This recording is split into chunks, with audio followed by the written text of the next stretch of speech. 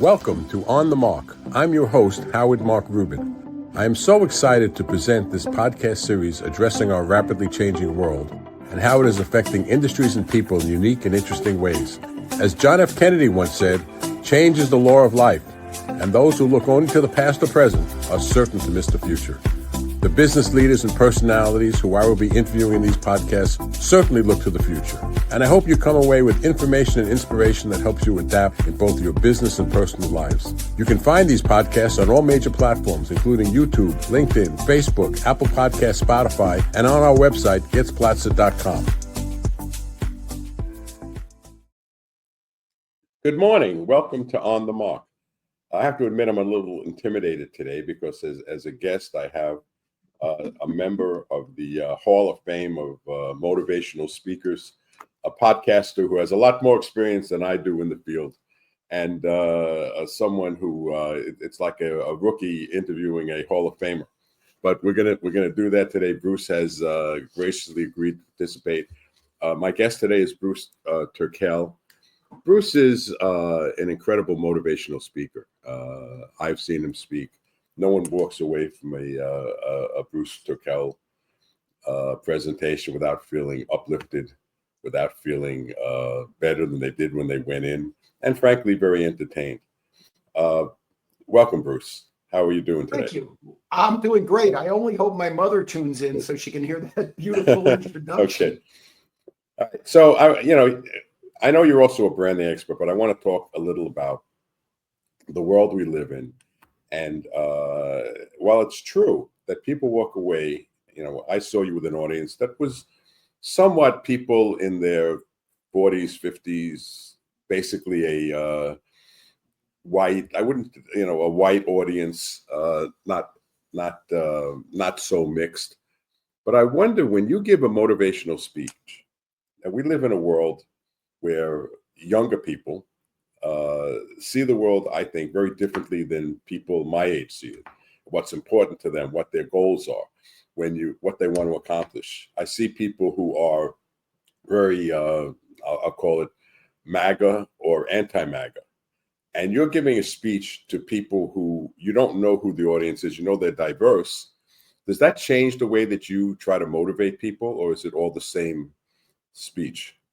Well, you're absolutely right. And I spent 30 years of my career running a brand management firm, meaning we created brands for all sorts of companies that you know about.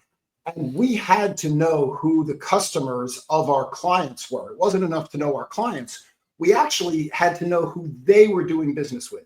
And so we did lots of market research. We did all sorts of programs and techniques and exercises to figure out who we were dealing with and what they cared about. And you know the old saying, if the only tool you have is a hammer, every solution looks like a nail. So when I sort of transitioned into writing and speaking and doing the things that I do today, those habits stayed with me. So before I get up on stage, I have done some pretty extensive research about not only the organization that's hired me to come speak for them, but who's going to be in their audience. And it's done all the ways we did it for our clients. So we're doing demographics, age, ethnicity, affluence level, all those sort of things. We're also doing psychographic studies, which is political leanings, religious leanings, thought processes. I'm getting all that information. Nowadays, of course, using technology, whether you're using LinkedIn or if it's companies in the room, I'm going to their websites. It's really rather easy to show how people present themselves. And there's an old saying, you hear it in politics all the time. When someone tells you who they are, believe it. So I've done that research up front. So to answer your next question, does that change the way I speak? And the answer is yes and no. It changes because I have some idea of what people are aware of. For example, I have a wonderful Wizard of Oz story, something that I grew up with, my favorite movie of all time, and what it talks about and why it matters. And it's great, and I love doing it. But if my audience is, for the most part, under 40, they probably didn't see it. Part of the story is how the Wizard of Oz starts in black and white and then it goes to color. Well, we had a black and white TV when I was a kid. There was color TV. We just didn't have it. Right. My father claimed we didn't have color electricity. You're going to laugh at that joke. If I tell that to people under 40, they kind of give me the Scooby-Doo head, like, like, huh? Because it makes no sense to them. It's outside of their context contextual understanding. And so I have to change the stories I tell, the way I tell them, but I can't change who I am. I can't be different on stage than I would be for one audience than another audience. Also, the things that a lot of speakers used to do, whether it's being misogynist, making racist jokes, making ethnic suggestions, you can't do that anymore. I have some great stories that I can't tell, even though they were very illustrative and they made points. You just got to know not to do it. So my answer to your question is a very firm yes and no. So let me ask you about how politics affects your speeches. Do you, if you're giving a speech and you know the audience, because the demographics are anticipated to be one side or the other, does that change at all what you say or how you try to relate to the audience? Once again, I'll give you a yes and no. First of all, politics have become so divisive that it's almost impossible to bring it up without getting responses, both that you might like, applause or agreement, but also that you don't want. So you have to be very careful about that. I'll give you an example. Years ago, I used to teach a course on how to become a better presenter, how to do keynote speeches. People would ask me all the time, hey, I'd love to be able to do what you do. So I had a course on how to do that. And one of the things I would say was during the Summit of the Americas, when all of the countries in Latin America, the US, Canada, everyone in our hemisphere were invited, I got to do the design work through my firm. So I got to attend everything.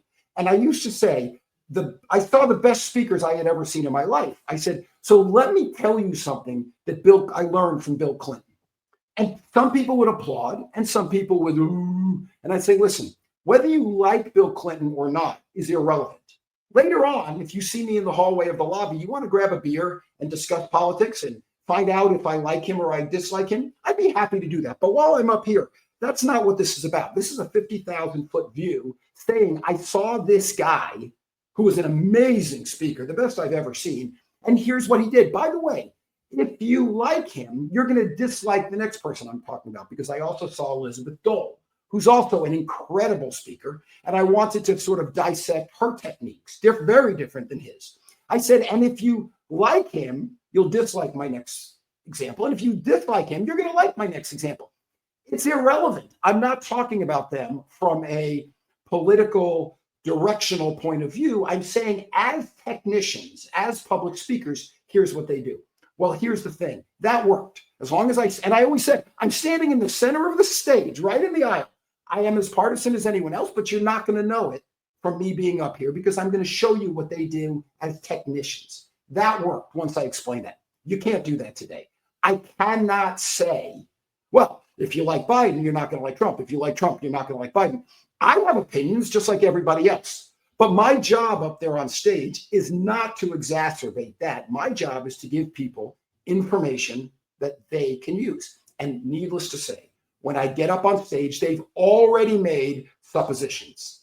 I'm male, I'm white, I have gray hair, I'm probably wearing a suit. So they've already taken some assumption of who I am and what I'm going to talk about. It could be to my benefit or it could be to my detriment. I have to make sure I manage that. I spoke at an organization called the Texas Grain and Feed Association. So these are the companies in Texas that provide grain and feed. When I got to the event, it was in Galveston. Everyone in the room looked exactly the same. They all had trucker. It was all men, almost all white men. They all had trucker caps, sunglasses, indoors, big beards, kind of like Egyptian straight out, like we see from the old carvings, kind of Assyrian beards. They were all wearing fishing shirts. They all had khakis and they all had boots. And they were all sitting, leaning back, crossing their arms. And I could almost hear them say, okay, make me laugh, city boy. That's probably me making it better than what they were actually thinking, but that's what I took. So then it was my job to show these guys that there was value in me being up there and them listening to me, even though I don't look like them other than I'm male and white, and I don't sound like them, and I don't have the experiences they've had, and I've never worked on a farm, and I don't know what grain and feed is, and I'm not from Texas, and I don't hunt, and on and on and on and on. I could watch over the time I was with them. I could see them start to soften. I could almost see the gears in their heads going, oh, we could use this. Oh, this is valuable. Hey, this guy's pretty funny. Oh, that's interesting. And by the end, they were coming up to me, thanking me and telling me, man, when you walked out there, I thought, well, I'm going to go get some more coffee. I'm not going to listen to this guy. But you were able to turn the tide. So yes, it's critical that you know who you're talking to and you know how to reach them. So when you're giving a keynote speech, what makes a good keynote speech? Is it that you're entertaining? Because obviously you have to be entertaining, but is that the end goal? Or is the end goal to motivate people to change their behavior or to act a certain way? Is it to inspire? I know you're going to say, well, it's all of those things to some extent, but when you try to structure a speech, because I assume while you have a standard speech that you modify, you tailor make it for whatever your audience is to some degree. Can you motivate and inspire people who have different values in the same speech? Do you think that's something to do? You certainly can entertain. You're a fabulous entertainer. But can you motivate and inspire people in the same speech when you have a diverse audience? Is that possible to do? Is that something you try to do? Absolutely. I think, by the way, there's two very specific different ways to answer your question. Thing number one is you mentioned entertainment. So entertainment, I believe, is critical. If I'm not entertaining, you're not going to pay attention. What is the old song? The spoonful of sugar helps the medicine go down.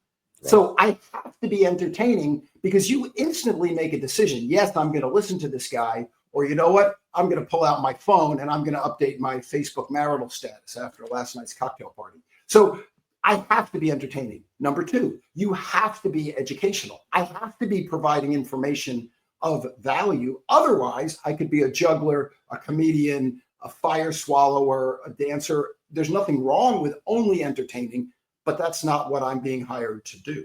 So I have to both be entertaining so people pay attention, but also provide value. I have to be educational. Just being educational without the entertainment doesn't work either. But the third part of that is I have to be enlightening. I have to be saying things in different ways that people in the audience are going, oh, I never thought of that before. Or, oh, I could apply this to my business, my life, my marriage, my employees, whatever it is they're concerned about. I have to be giving them proven techniques, tools, tips, solutions that they can use. And that's the key. And you use the right word, which is transformation. If they're sitting in the audience and all of a sudden they kind of get that bing, oh my goodness, I could use this when I go back, I've done my job. But the second part of my answer is you said about the audience. The audience is not only the people in the room. Remember, they didn't hire me. I was usually hired by an event manager, a meeting planner, sometimes the marketing director of a company. Sometimes it's the CEO's secretary. So I was hired by somebody who gave me an assignment. So it's not only that I have to please the audience by being entertaining, educational, and enlightening, I have to please the person who hired me by providing what they asked for. Yeah, all the easy things, just like being on this podcast, showing up on time, making sure my equipment works, all that sort of stuff. But I actually have to fulfill what they asked for. And then I have a third audience, and the third audience is whoever is the ultimate decision maker, usually the CEO, but not always, but most of the time. The CEO cares about shareholder value. They care about getting something across that's going to benefit their organization. The meeting planner wants to know that at the end of the event, the CEO is going to say to them, wow, great job. We're thrilled you brought that Bruce guy in because he was terrific. Those three audiences, CEO or decision maker, the person who hired me, and the audience, they might have very different motivations for being there. They might want very different things. I have to be aware of that so that at the end of the day, when they all talk, they're all saying something similar. The audience member goes up to their CEO and goes, hey, thanks for bringing that guy. The event manager is saying to the CEO, hey, did I do a good job? Right? It's all part of the same thing. But what's the common denominator? In other words, you have these different audiences, the CEO, the people in the room, the people that hire you. How do you find a common denominator that you're able to satisfy the needs of all these people? Is it through entertainment only? Is it through the message? Is it through the type of company it is? What do you find as the common denominator? It's a great question. I would use something different. I would say that at a bare minimum, nobody says I wasted their time. That the 45 or 55 minutes or hour and a half, whatever it is that we spent in the audience was valuable. How they get their value depends on the person. Remember, at a lot of events, people travel with their spouses. So, for example, my wife is a medical professional. When I go with her to the conferences she attends, I don't know what they're talking about, but I'm there with her. So I'm a different audience member than she's learning new techniques to use with her patients and that sort of thing. If I were to go to a marketing conference or a branding conference and my wife comes with me, of course, she doesn't know what they're talking about. So it's providing value, and that value comes in lots of different ways. What we talked about: education, entertainment, enlightenment. If you can nail those three things, I think that you do the job. And then the other thing, which is kind of vibrates at an even higher level, is I believe at the end of the day, they have to feel like they know me. They felt a relationship between themselves and me, and that was valuable to them. One of the lines I try to tell people is, when you tell stories, when I tell stories, I tell stories about I tell stories about my life that they can apply to theirs, right? So my life story makes sense to them. Why? Because the facts are different. Where I grew up, where I went to school, what my values are, what I studied, my family life, the facts might be totally different, but the truths are universal. Human truths are universal. It's why every story, every hero's journey, every book we read, we can relate to it if they're good, because we have this, we want our kids to have a better life than we had. We want to figure out why we're here, what our purpose is. We want all those things. Everybody wants that, but we all do it very different ways. So I tell my story about their life. If that happens, I get that connectivity, that connective tissue, that relationship, that they leave the room thinking, that was worth my time. That was valuable. I know that music is a very part of your life, and it's a part of your speaking. The harmonica, which people who haven't seen Bruce, it's an important part of his speaking. It's a fabulous tool. Do you use music as the common denominator to join people together? You find that even though people like different types of music, there might be people that are younger that like hip hop or whatever is popular now. I'm probably aging myself for saying that's popular now. It's probably something else, but or someone who likes rock and roll or older type of music. Do you use music as a common denominator that you think crosses all lines?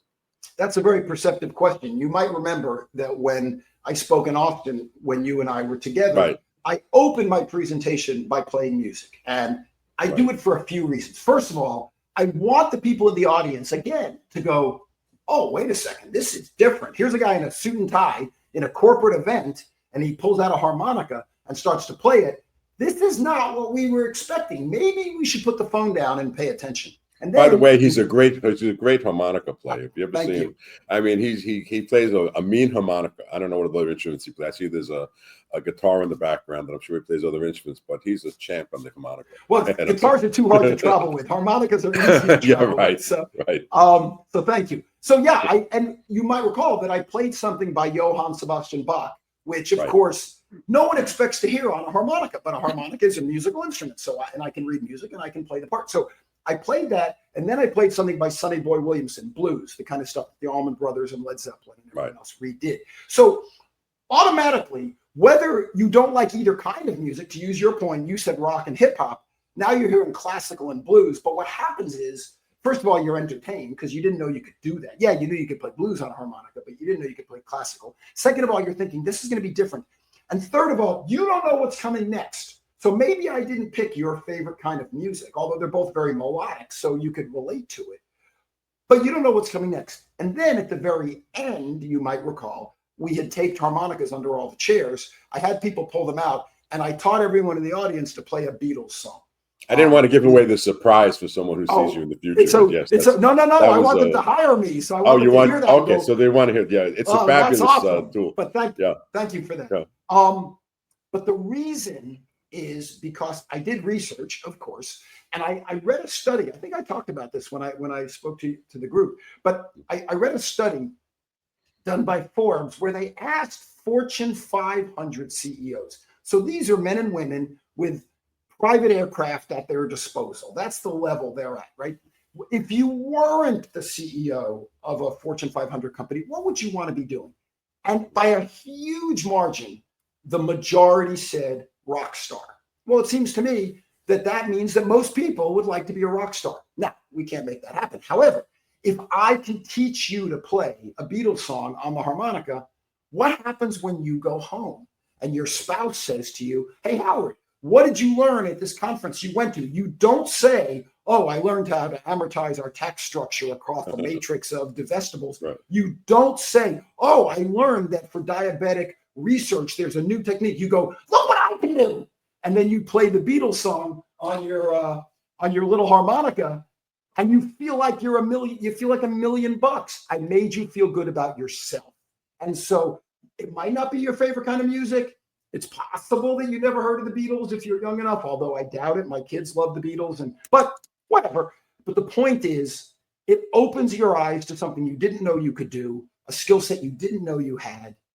And you remember that I said about enlightenment. All of a sudden you go, wow, maybe anything is possible. How many people say, oh, I can't play an instrument? Or people say to me, well, you're so creative, because I draw all the time. They go, I can't draw. I can't even draw. I'm so bad, I can't even draw a straight line. I always say to them, what's creative about drawing a straight line? You take a straight edge, you take a pen, you go like that. You can draw. That's not creative. So if you're concerned that you're not creative because you can't draw a straight line, you're looking at it wrong. If you can't play a musical instrument, you're looking at it wrong. You still have music inside you. You just need to be shown how to bring it out. And so, yes, I absolutely do that to provide a universal message, regardless of the type of music you like. And remember, I'm giving you a little bit of who I am. I play the harmonica. I love Bach. He's by far my favorite musician. I love the Beatles. Paul McCartney is probably my second favorite musician. So, I'm giving you a little bit of who I am. Now you apply it to your life the way that works for you. I'm telling my life, my story about your life. You use the term that to make people feel better about themselves. Is that really what a good motivational speech is about? Rather than you want people to walk out of that room, and you stated before that there should be several things, but the most important thing, is it to make them feel better about themselves, or is there something else that you want them to walk away with? They walk away with one feeling. Is that the feeling that you look to have? I love the way you position that, because what people don't seem to understand is that a keynote speech, the purpose of it is in the name. Keynote. One thing. I just read on the National Speakers Association Facebook thread the other day, someone said, hey, I'm giving a keynote speech. How many points can you put in a speech? And someone said you could put 3, and someone said you could put 7, and someone said you could put 10. And I said, you could put 1. A keynote speech is 1. It's right there in the name, keynote. So my keynote is exactly what you said. And by the way, it's not just about speaking. Remember, I come from the branding business, the marketing business, the advertising business. The key to a brand, and I say it on stage all the time, a good brand makes you feel good.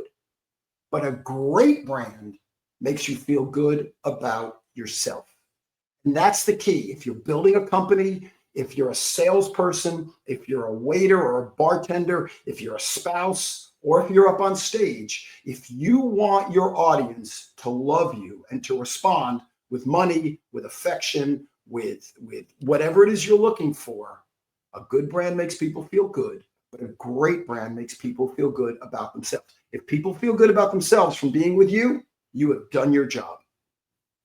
So when you give speeches for all types of companies, Fortune 500 companies, companies with in different businesses, maybe different political bents.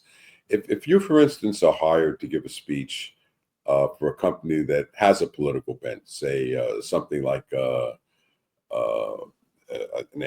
migrant organization to help migrants, or an organization for against alcoholism, and a pro or anti-abortion group. I don't know if you've had these are just names that I'm making up. But if the organization itself has a purpose, whether it be a business purpose, a political purpose, does that change the speech as to how you Well, give it? I think there's a couple of shades of meaning within what you just asked me. If it's a company, if it's a business, and I don't use the product or care about the product, I don't Right. see where that becomes an issue. I can tell you that when I ran the agency, we said very clearly we would not work for cigarette or tobacco companies. Mhm. That was just a decision we all made. Bacardi was a very big client. I don't drink. I used to go to, not for any reason other than I don't like it, but I used to go to all their corporate events and drink club soda. But it didn't violate my values. So now nonprofits are different. And with nonprofits, for the most part, I have what I call a fee or free policy. If you're paying me, then unless I am vehemently opposed to what you do, in which case I would just turn the gig down, which I've done a few times, not a lot, but I have done it. And if I totally believe in what you're doing, then either you pay my fee or I'm happy to come do it to be helpful. So it really depends. But if it's a corporate event, I mean, again, I can't think of very many companies. I might not agree with what they do, but it's a free country. They're free to do what they do, unless I find it is in direct contrast to my values. And then I'll just say no. I don't need the work, the money, or anything enough because I will forget. I'll put the money in my bank account and then it'll get used, spent, saved, whatever. But I won't forget what I did. And so I'm not willing to do that. Do you ever, I mean, during COVID, there weren't a lot of conferences. There probably wasn't a lot of personal appearances for speaking. Do you still ever do virtual keynote addresses? Do you think that I can be effective to do a virtual keynote address, or is it see, when I'm speaking, I need an audience in front of me to for the energy that I'm getting back and forth. I have trouble. I can do a podcast like this and with a terrific guest like you, it's easy, but I don't get the same energy. I can't get as excited. Do you find that?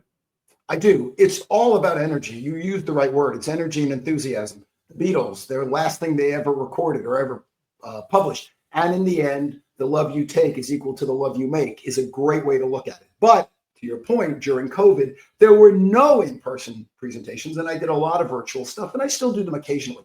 I have a huge advantage. I was on television for a lot of years as a brand pundit for Fox Business, for CNN, for MSNBC, for CBS, and I was on maybe twice a week on all those different signals. But I live in Miami. If I was in New York, I would go to the studio. But I live Right. in Miami, so almost always it was a remote. And I was looking at a little box, just like I am right now, a little camera. I was in a studio, but there was no one there. I had an earpiece, just like I do right now, and I was Right. looking at a camera. At first, that was really hard. It's even harder on television because there's latency. There's a delay of, it's not very long, but it's enough that someone asks a question, and you'll see it if you watch. Someone asks a question, and then they answer because they didn't get an immediate Yeah. hear it immediately. But I did that over 400 times. So I used to actually cut out eyes from magazines and I would put them on either side of my camera so I could at least look at those eyes and try to create a personal relationship. But I've done it enough times that I'm really good at it at this point. So no, I can get over it. But there's nothing like being up on stage and being able to make eye contact. Now, when you do it in a big, big, big event, 600 people and up, 3,000 people, 5,000 people, which I've done, you can't see anybody because the room is black and there's light spotlights on you. So even though people think you can see them because they can see you perfectly, you can't see anybody. And yet you still have to make it appear like you are creating eye contact. So But you can hear them though. You can hear them and you get the if you feedback. do your job, you You can. hope Yes. you can hear them. Right. Right. But that's just that's a learned skill. I tell people who say they want to be speakers, what should I do? I say, if you want to speak more, speak more. Because we all know how to talk. That doesn't mean we know how to speak. And you have to learn. There's a lot of techniques that happen on stage that you got to learn. But once you do, I don't find that to be a problem. I remember when I was I do some stand up, and I was doing stand up virtually during COVID, and That's hard. I couldn't hear people laugh, and so you don't know, am I bombing? Am I doing well? And without That's having hard. feedback, it was very, very tough. That's why I would think even in what you do, which is entertaining, it's hard not having the feedback. I couldn't really do that well. It's hardest to try out new material. The Yeah. stuff that I've done, as you said, I have standard things that I do. I know where the laughs are. I know how long to pause. I know, right? And it pretty much happens consistently. But with new stuff, you don't know if it's going over or not. I try new stuff all the time. And then I decide afterwards, all right, I'm going to keep that in. I'm going to tweak that. Okay, that one, even though I think it's funny, nobody seems to respond to it. So I get rid of it. You can't tell that on virtual. You're absolutely right. That's hard. Yeah. So, I mean, you've been doing this for a long time. I mean, you're in the Hall of Fame for speakers. You're a pro. Tell me how your speech, I'm not talking about necessarily the material. I'm talking about the type of material and what you do on stage has changed over the last, say, 5 years. I assume it's a different, other than the actual material, I assume what you do or what you're trying to accomplish has changed during COVID, during the AI boom, during all the crazy things we've been going through. What changes have you made? A couple things have happened. First of all, going back more than 5 years, the reason I started doing this was when I was running the firm and I needed to attract business to the firm. And what I learned was if I spoke at a big conference, somebody would come up to me and say, you know what? Our company needs what you guys do. Because I would talk about the things we did and how you build a brand and why it matters and our unique outlook. So it was I was doing it specifically as a new business generator. That's very different than now. The new business I generate if I'm speaking is someone will say, hey, you ought to come speak at our association. Or, if it's an association, hey, I'm representing this company. You should come speak at our company. The difference now, there's a couple differences. One is that now people really have to make a decision whether they're going to a conference or not. Coming out of COVID, they had to decide because of health reasons. They have to decide because of the expense, because everything is so much more expensive now. They have to decide because people don't have a sense of confidence of whether they're going to keep their job and do that. So they're making a real decision to come spend their money and be there. If a company insists that they be there, then the company is making that decision. Are we going to invest in this? Is this worth what it costs us? So again, to your point, I have to provide value. I have to demonstrate to them that this was worth your time. This is a good thing. Number two, I have to be a lot more, I don't want to say politically correct, but certainly politically sensitive. Things I used to be able to say, I simply cannot say anymore because anything you do is going to piss off somebody. And you have to be really, really careful. Yes, there are speakers who say, I don't care, I'm controversial, I piss people off. But remember, your audience is not just the audience, it's the person who hired you. And I've been sitting next to meeting planners when someone on stage will drop the F-bomb or make a comment that is not politically correct. And you can feel them go, oh God, now I'm going to get complaints. Oh God, now I'm going to get fired. In fact, I probably can't say, oh God, right? So somebody gets upset about everything. Now, I can't be so sensitive that I take all the fangs out of the strong points I want to make, but I do have to be really careful about that. The other thing is, as I've grown my business, I do more and more international work. You have to be cognizant of the cultures of the folks you're talking to. First of all, we are all so entrenched in American Western culture that we think everybody has seen Leave It to Beaver or everybody watches Saturday Night Live. It's not true. So a lot of those illusions that I might make without thinking about them, can't do it. I'll tell you a funny story if I have a second. I was speaking in Asia, and we had a number of translators because there were people there from pan-regional, so who spoke different Chinese dialects, who spoke Japanese, who spoke other languages. And so we each had translators. And I was chatting with one of my translators to learn how to do it better. And he said to me, you speak another language, don't you? I speak Spanish. And he said, I can tell because you were very careful to make sure you were clear so that I could do my translations. He says now he was translating into, I think into French or German, which at least is structured like English and Spanish. He said, so you would say something, I can translate pretty much word for word. He said there's some languages where you have to translate sentence for sentence because the verbs and the subjects move around and you can't do that. He said, but the people translating into Mandarin, into Korean, you'll notice they need greater gaps translators, because they kind of have to wait until you do a full paragraph. And then Yeah. they translate that paragraph because the structure is not the same. That makes sense to me. I know how to do that. I said, but tell me something. How do you translate jokes? He said, well, it depends on the culture. Translating them into Spanish or French is not hard. Translating them to German is very hard because they have a very different sense of humor. He said, but it's impossible. This guy didn't do the Asian languages. He said, but it's impossible to do it into the Asian languages. But he did speak. He spoke Mandarin. He was Chinese. And he said to me, for example, we were watching a different speaker. He said, you hear that, and he's turning the dial to listen to the different translators. So he said, okay, the guy doing it into French, yeah, he just translated the joke. The guy doing it into whatever language, he just translated. He says, the guy doing Mandarin said to his audience, the esteemed speaker is telling a joke. When he finishes, I will tell you, and please laugh. But he didn't even. You know, I can say he didn't even try. You just used the word Chinese, Chinese audience. You know, I've been admonished recently, and I referred to someone in the office who's Chinese as Chinese, and told that that's not an acceptable term. You have to say Asian. That you can't know that.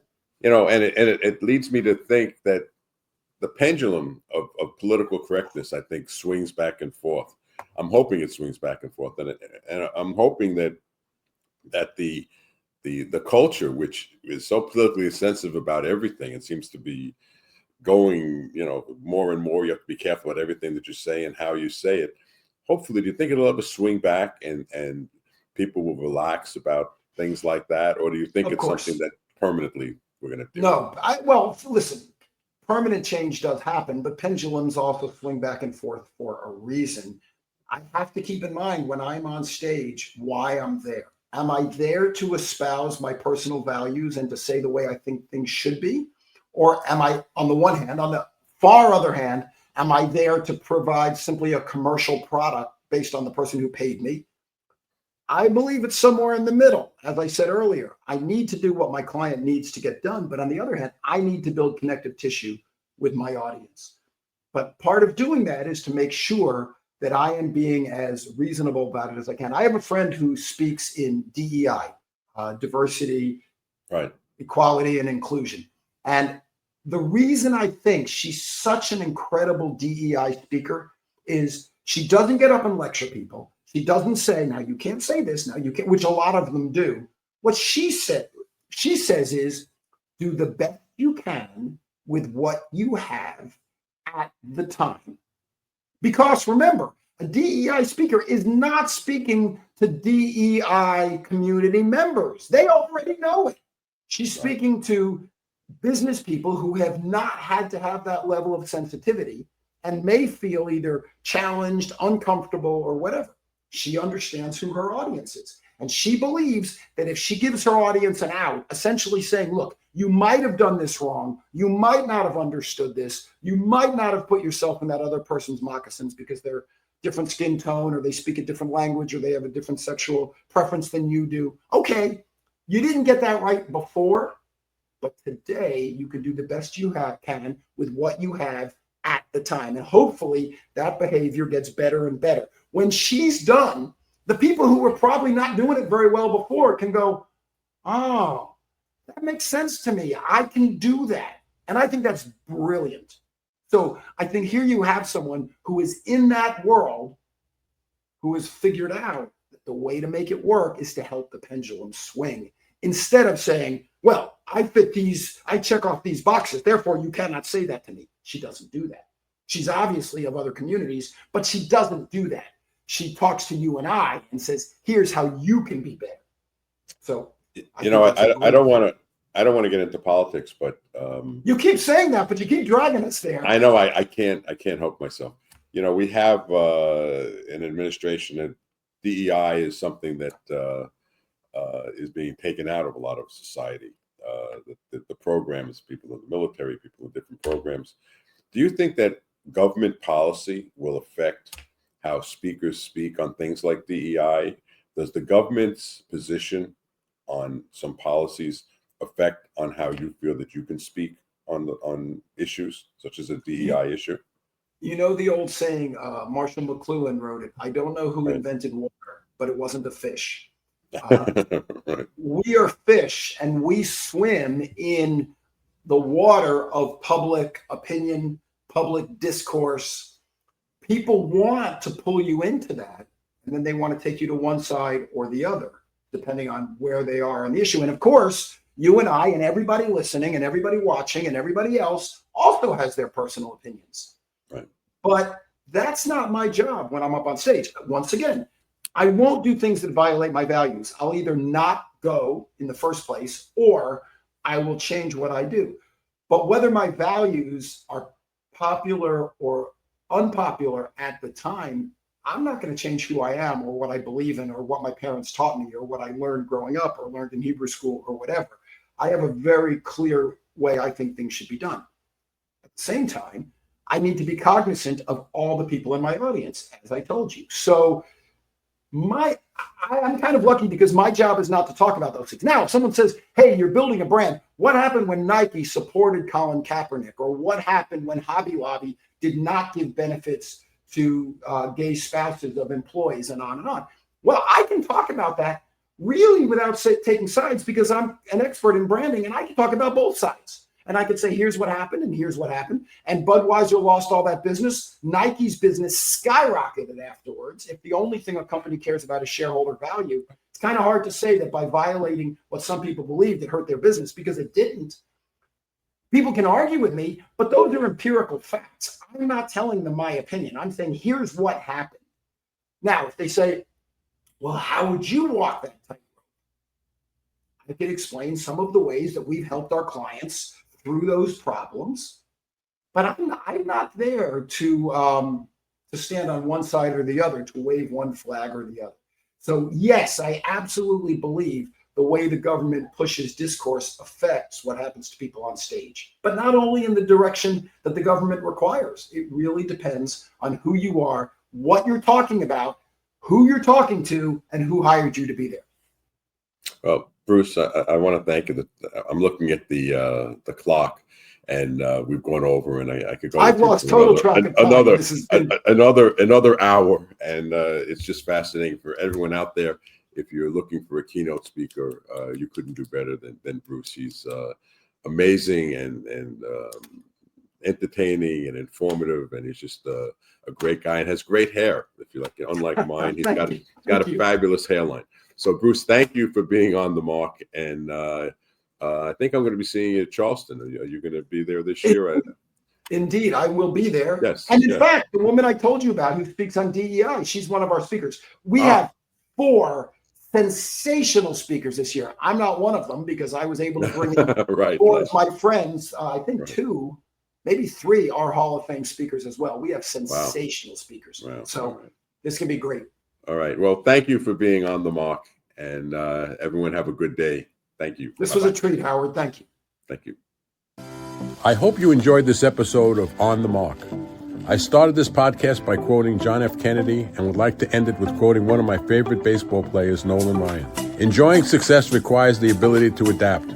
Only by being open to change will you have a true opportunity to get the most from your talent. I wish you success in staying ahead of the curve instead of behind the 8 ball. Thank you for tuning in.